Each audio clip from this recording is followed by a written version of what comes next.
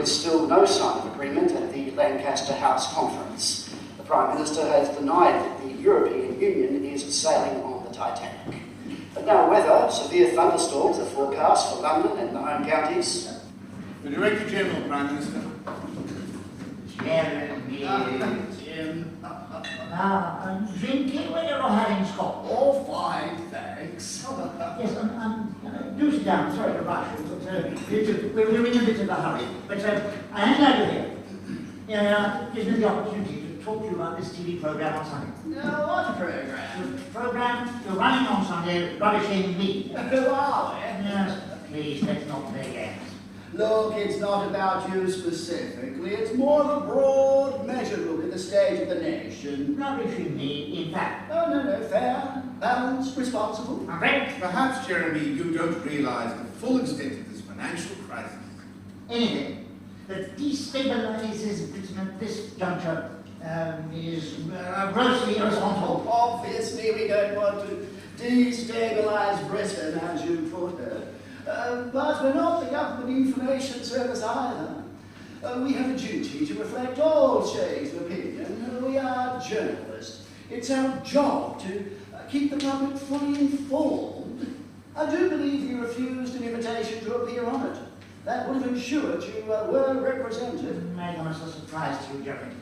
I don't want it pre-recorded, edited, quoted out of context and made to look an utter wally. Why don't you postpone this programme, at least until the outcome of this Lancaster House summit is clear? I do hope you're not putting political pressure on the BBC. Political pressure? Good heavens.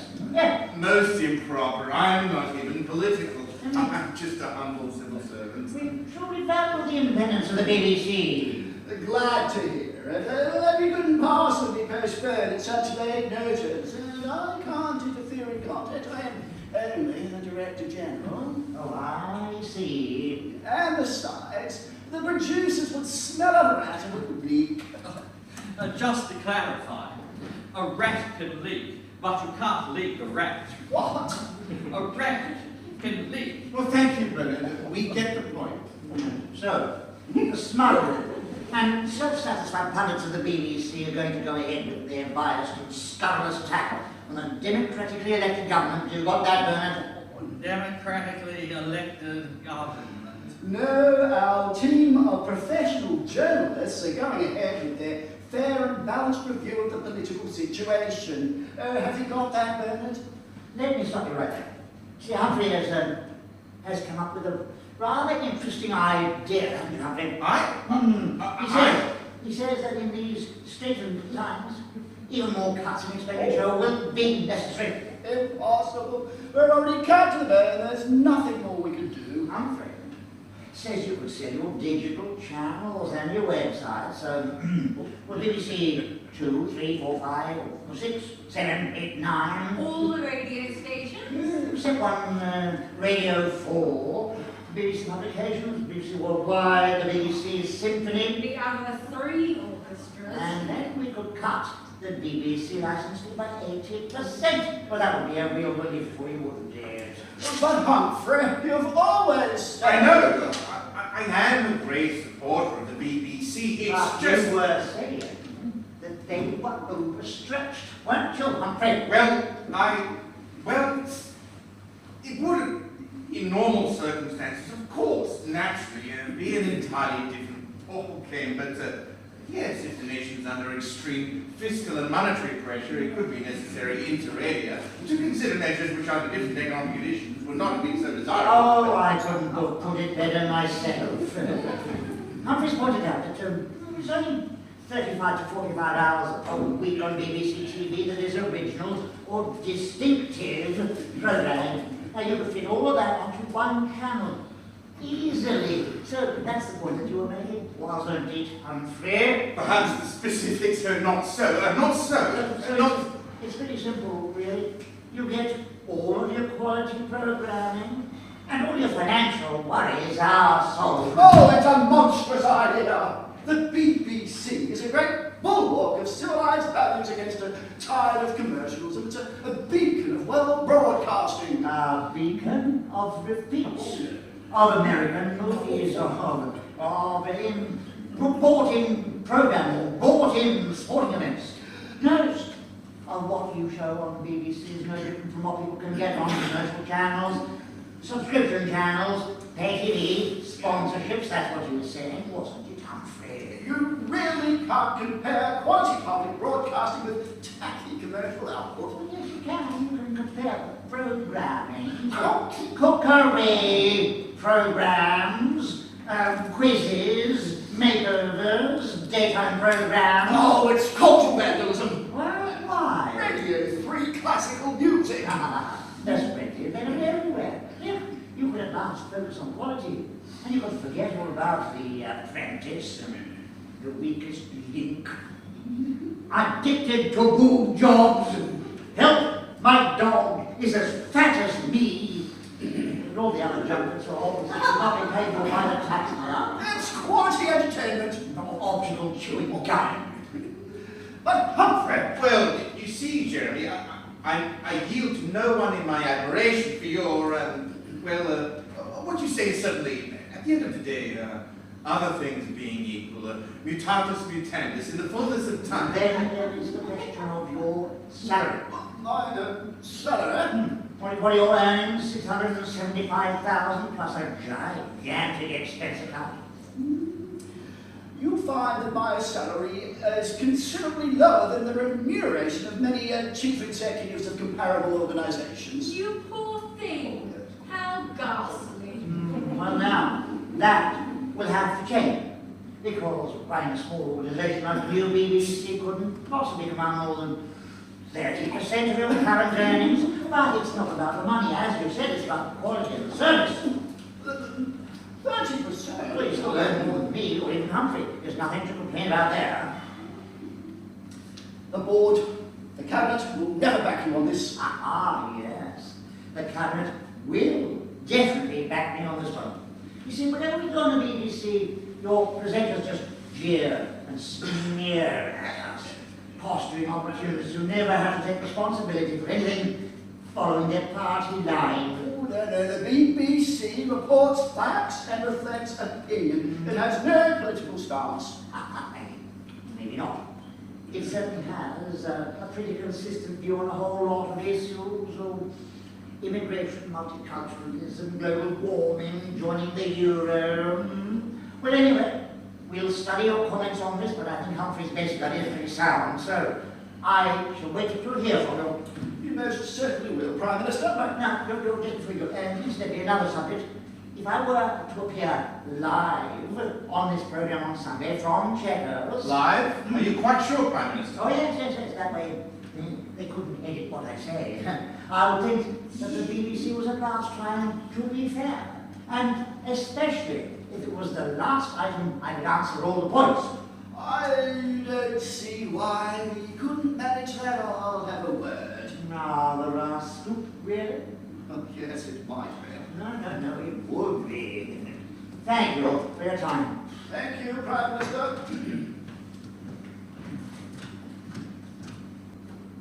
So to summarise, there is a deepening financial crisis. Division in the cabinet, opinion polls are at their lowest for 7 years, government borrowing at their highest, their all-time high, and apparently no agreement on what to do about it all at the Lancaster House Conference. Today's papers are asking if Jim Hacker's government can survive. I'm here, in Checkers, live with the Prime Minister. Prime Minister, can you survive? Of course. All governments go through difficult patches. Yes, but this is much more than just a difficult patch, isn't it? It's a world problem. Obviously, I spent their countries for the UK, but we should have But done the way it's we have. much worse here than in many other countries. Is that not true? Excuse me. I've been waiting for this. Well, now, look, listen. I think this will provide a different complexion.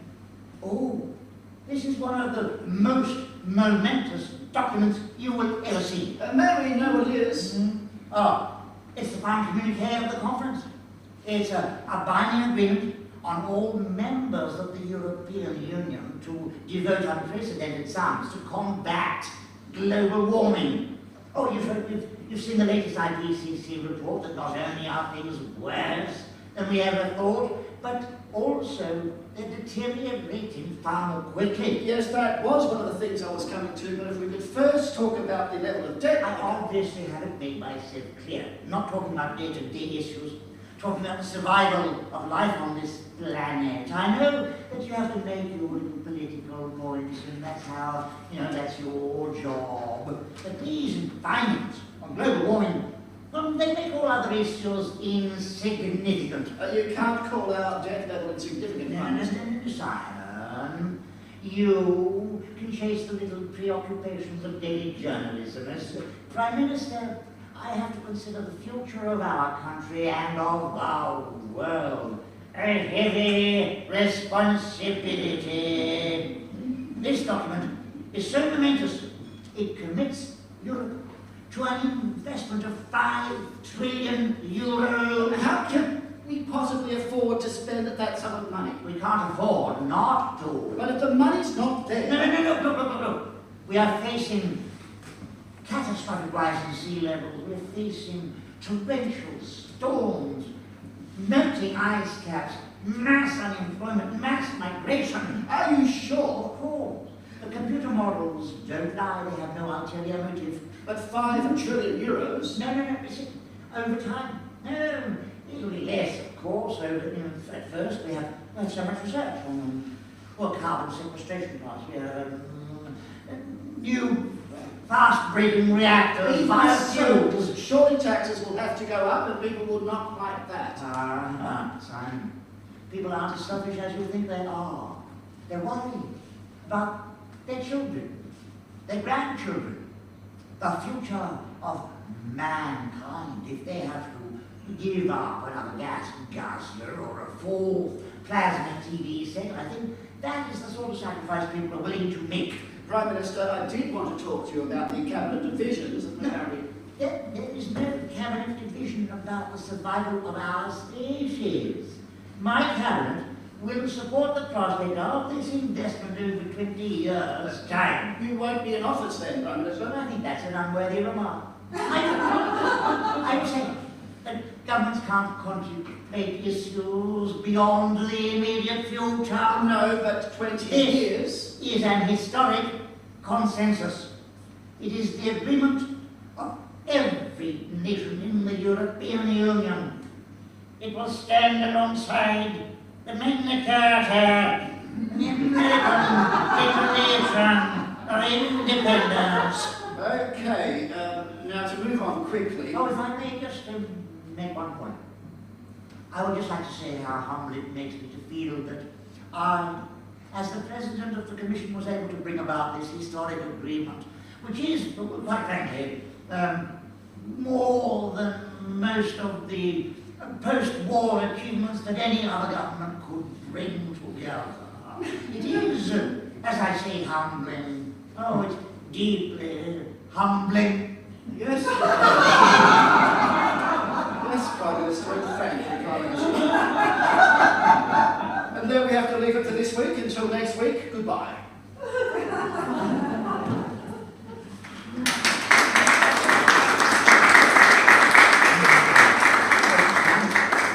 I think you really can put together a tough interview. Yes, thank you, Prime Minister.